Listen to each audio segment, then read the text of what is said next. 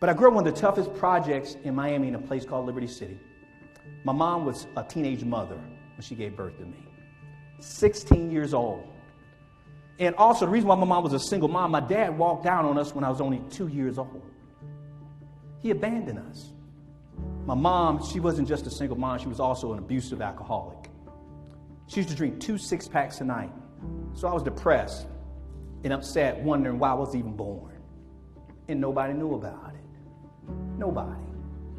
My mom, when she was sober every once in a while, she realized that I needed some male influence in my life. So she recruited a family member. This man met the criteria, so she recruits him. And this man, to give him credit, did a better job raising me than my mom did. He fed me. He clothed me.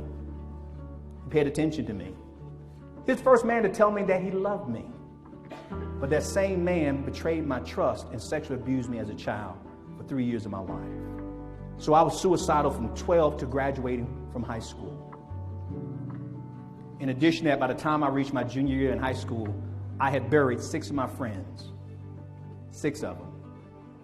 So you would think a kid with that kind of background will be acting a fool. No! I was a kid who was a yes ma'am, no sir.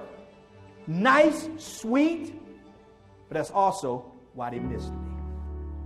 This was my reality. This was my childhood. Those kids who saw me in high school, they didn't see me. They saw a mask of me. They tried to cover the pain, to cover the shame. The same mask that the kids are wearing in your classroom. But guess what? I'm here. And I just left Kansas City. And I told over 2,000 students this statement. It doesn't matter where you start. What counts is where you decide to finish. I was the first person in my family ever to graduate from high school.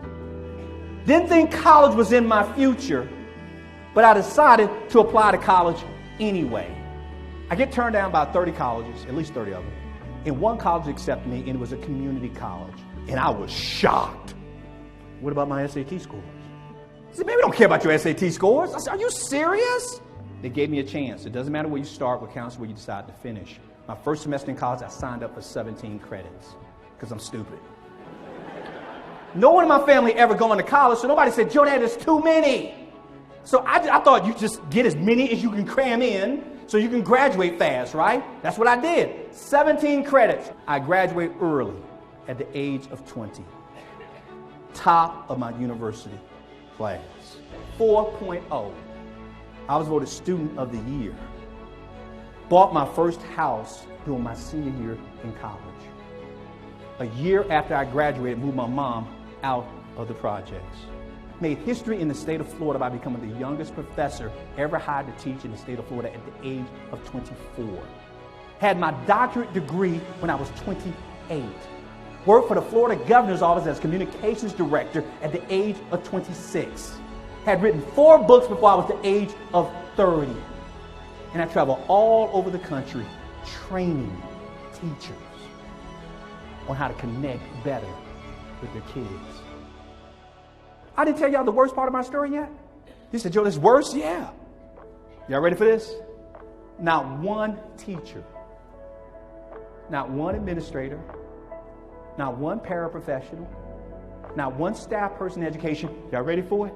Hold your stomach. Told me, said, Joe, I know you don't look that great, but there's greatness in you. See, I know this is where you're starting, Joe, but this is not where you're going to finish. Joe, I know it doesn't look too good for you, but guess what? Other people may predict your success, but you get to determine it. Don't let this be your reality. Refuse to accept this. Not one teacher told me that. How do you miss me? How? Guys, listen to me. You're not teaching students. You're not teaching a subject. You're writing stories. You're writing stories. I'm sharing you my story right now. A lot of teachers weren't written in it, were they? You have the opportunity to, guess what, either have a sentence in a kid's story that gets overlooked, Maybe you have a page in it, maybe a few paragraphs. Or you can write such a story that, guess what, it's a whole book just designated for you that that kid never forgets. What story are you going to write in your students' lives? That's the power you have. Whether you want it or not, that's what you have. Show up with purpose, show up with passion, and do it with power.